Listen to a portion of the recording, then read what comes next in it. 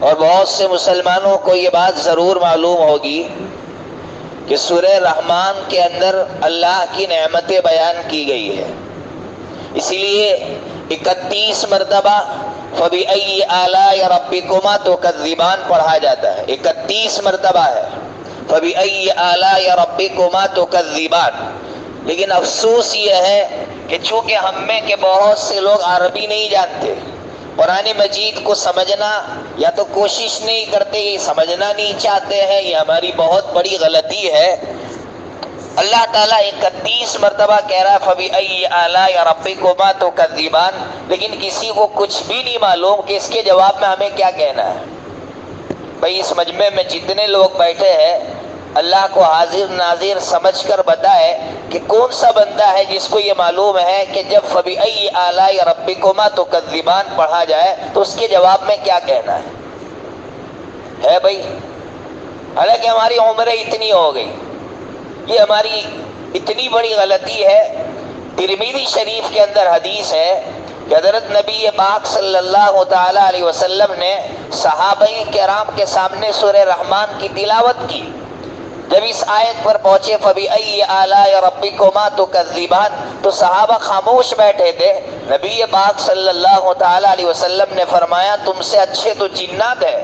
تو صحابہ نے کہا اللہ کے رسول کیسے جنات ہم سے اچھے ہیں؟ تو فرمایا جب میں نے سورہ رحمان تلاوت کی جنات کے سامنے اور اس آیت پر پہنچا فَبِأَيِّ آلَاءِ رَبِّكُمَا تُكَذِّبَانِ تو جنات نے کہا، کیا کہا وہ میں آپ کو پڑھ کر سناتا ہوں، اور کہاں پڑھنا ہے کس طرح پڑھنا ہے پورا مسئلہ سمجھا دیتا ہوں۔ جنات نے کہا عربی زبان میں وَلَا بِشَيْءٍ مِّن نِّعَمِكَ رَبَّنَا وَلَا بِشَيْءٍ مِّن نِّعَمِكَ رَبَّنَا نُكَذِّبُ فَلَكَ الْحَمْدُ۔ اس کا ترجمہ سمجھ لو، اس کا ترجمہ ہے اللہ پوچھ رہا ہے اے انسان، اے جن، تم میری کن کن نعمتوں کو جھٹلاؤ گے؟ تو اب اس کے جواب میں جنات نے کہا اے اللہ ہم تیری کسی نعمت کو نہیں جھٹلاتے اور ساری تعریفیں تیرے لیے ہیں۔ اسی لیے اگر ہم عربی زبان میں نہیں بول سکتے، ہمیں یاد نہیں ہوتا تو ہم اردو زبان میں کہیں، لیکن کب کہیں گے وہ سمجھیے۔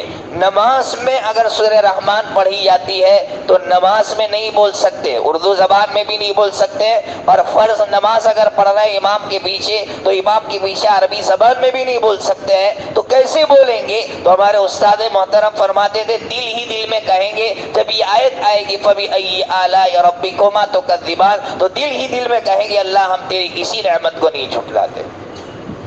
ظاہر سی بات ہے کہ اللہ پوچھ رہا ہے تم میری کن کن نعمتوں کو جھٹلاؤ گے، اور ہم وہاں تماشائی بن کر خاموش بیٹھے رہے تو اللہ رب العزت کو کتنا غصہ آتا ہوگا کہ میں پوچھ رہا ہوں کہ تم میری کن کن نعمتوں کو جھٹلاؤ گے اور تم خاموش بیٹھے ہوئے ہو۔ اس لیے ایسی چیزیں ہیں ہماری سوسائٹی میں کہ بہت سے لوگوں کو بیچاروں کو معلوم ہی نہیں ہے۔ ابھی مجھے 52 سال کی عمر کا ایک بندہ ملا جہاں میں تفسیر کرتا تھا، اس نے کہا میں نے اپنی زندگی میں پہلی مرتبہ یہ بات سنی۔ وہ کہہ رہا ہمیں معلوم ہی نہیں ہے کہ قرآن مجید میں کیا ہے اور کیا نہیں ہے اور اس کے جواب میں کیا کہا جائے گا۔ اس لیے اللہ کے کلام کو سمجھنے کی کوشش کیجیے۔